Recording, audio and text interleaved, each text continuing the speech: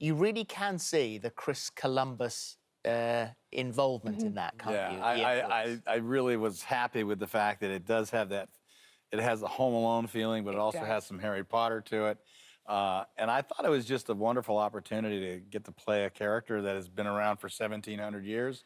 Well, and you know, there's not very many individuals that have that kind of history. Religious figures. That's about it. Yeah. What a character to play! It must be a bucket list, isn't it? To play Santa is huge. I never thought of it, and it's really strange because that's always been a big thing in our family. Santa was a big deal, and still is.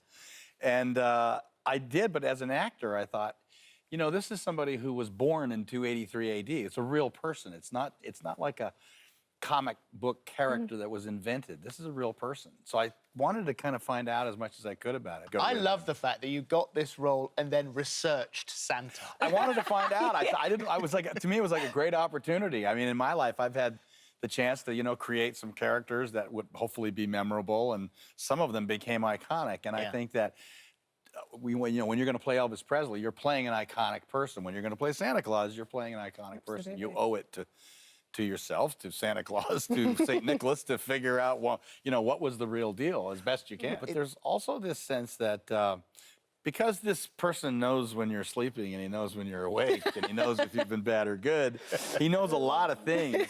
There's a sense that you discover as the story goes on that there's a little more to this from his point of view than what he's angling for, than what we normally think of when we think of Santa Claus and Christmas. Well, you bring that too. I mean, you definitely bring that. I mean, as you ran down the street in that clip, there was just a little bit of Tarantino in there.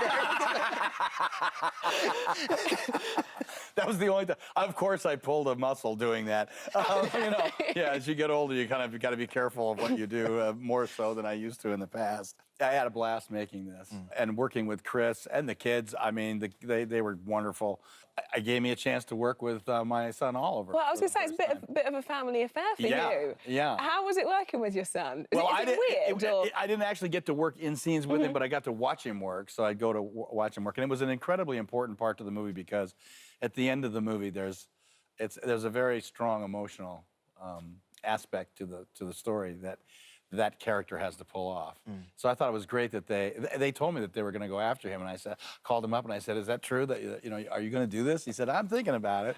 And I said, because he's doing his television series, Splitting Up Together there, and I didn't know if he was going to be able to work that in or not. But it was great, and then that's fun too, because at the very end of the movie, there's a nice little surprise that I think everybody's going to have. There is a cameo at the end of everybody's going to have fun with that. I'm not going to say anything about it. We're not going anywhere near it. That's for sure. But it's lovely. Yeah. And so, what is Christmas like in your house? It's a big family. We have a lot. We got 6 grandchildren now. Kate just had her 3rd little girl, Ronnie Rose. She's really adorable. Oh. So there'll be 6 grandkids now, but we have all the kids there.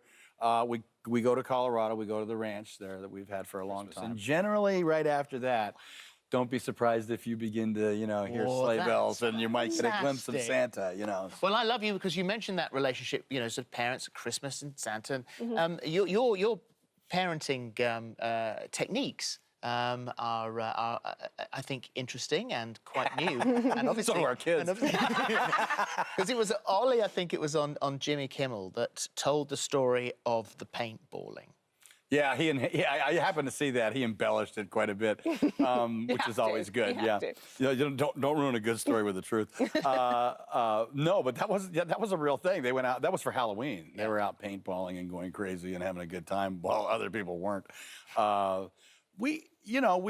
I think like all parents, we tried to, you know, lift them back up off the curb if they fell off, and other than that, kind of let them find their own way. So how much of it is true then in that case, if he embellished? Did he go out and shoot at adults thinking that they were his friends?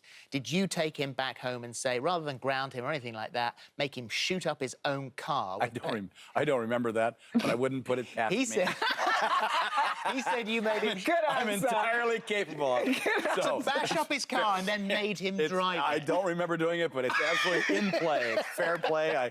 I could have come up with that. I don't know. I think we were really lucky with our kids were just fun, and they were, for the most part, great and easy to deal with. We love having Goldie in here when she comes. She's like you're becoming one of our favourite guests, so that's always good. But we absolutely adore her. Is she as into the wine? When I was reading, sort of reading about the wine, and you appear to be a very, very happy man when you're in the vineyard. Does she share that, as I am? Yeah. Does she share that love? Not like I do. I mean, Gogi Wines is something that came about 10 years ago because Goldie and I had been on bicycle trips, sometimes with the kids, sometimes by ourselves. And some of my favorites were going through France and Italy. And when I went through France, I just fell in love with the wines of Burgundy.